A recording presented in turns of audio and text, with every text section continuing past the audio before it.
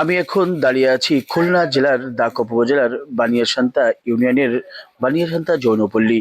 আর এই যৌনপল্লীর বর্তমান অবস্থা দেখুন, নদী গর্ভে বিলীন হতে যাচ্ছে এই বানিয়াসান্তা যৌনপল্লী। বর্তমান পরিস্থিতি আপনাদেরকে দেখাচ্ছে, দেখতে থাকুন বানিয়াসান্তা যৌনপল্লীর বর্তমান পরিস্থিতি। আর এই অবস্থায় প্রতিনিয়ত এখানেই বানিয়াসান্তা মূলত একটি ছোট্ট দ্বীপের মতো এলাকা। এটি মোংলা সমুদ্র বন্দরের ঠিক বিপরীত পাশে পশুর নদীর পাড়ে অবস্থিত। সুন্দরবনের কোল ঘেঁষে হাওয়ায় এবং নৌপথের সংযোগ থাকায় কয়েক দশক আগে থেকেই এখানে জনবসতি গড়ে ওঠে। মূলত মোংলা বন্দরের আসা নাবিক, শ্রমিক এবং পর্যটকদের কেন্দ্র করেই এই পল্লীটি বিস্তার ঘটেছিল। এখানকার জীবন সাধারণ সমাজের চেয়ে একদম আলাদা। পশুর নদীর তীব্র ভাঙ্গন এখানকার মানুষের নিত্য সঙ্গী। প্রতি বছর বর্ষা মৌসুমে নদী ভাঙনের ফলে অনেক ঘরবাড়ি বিলীন হয়ে যায়।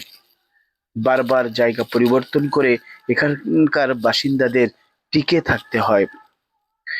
মোংলা বন্দরের বাস্তবতা বা পর্যটকদের আনাগোনার উপর এখানকার নারীদের উপার্জন নির্ভর করে।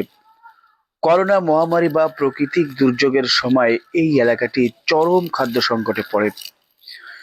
বানিয়াসান্তার সবচেয়ে মানবিক দিক হলো এখানকার শিশুরা যৌনপল্লীতে বেড়ে ওঠা শিশুদের স্বাভাবিক সামাজিক মর্যাদা পেতে বেশ বেগ পেতে হয়।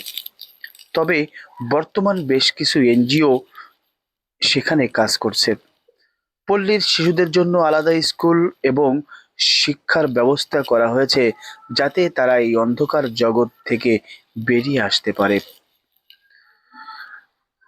অনেকে মূল্যধারার স্কুলগুলোতেও পড়াশোনা করেছে, যদিও সামাজিক ভ্রুকুটি এখনো একটি বড় বাধা।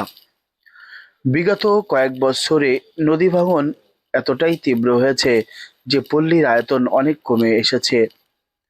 এছাড়া বিভিন্ন সময় স্থানীয় প্রশাসন বা ধর্মীয় সংগঠনের পক্ষ থেকে এই পল্লীটির হস্তান্তরের দাবি জানানো হয়েছে।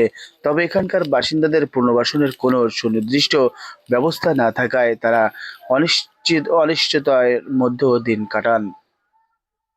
বানিয়াসান্তা কেবল একটি নিষিদ্ধ পল্লী নয়, এটি আমাদের সমাজের একটি প্রান্তিক এবং সুবিধাবঞ্চিত অংশের প্রতিচ্ছবি। একদিকে প্রাকৃতিক দুর্যোগের ভয়, অন্যদিকে সামাজিক অবহেলা, এই দুইয়ের মাঝেই এখানকার কয়েকশো পরিবার টিকে থাকার লড়াই করে যাচ্ছে।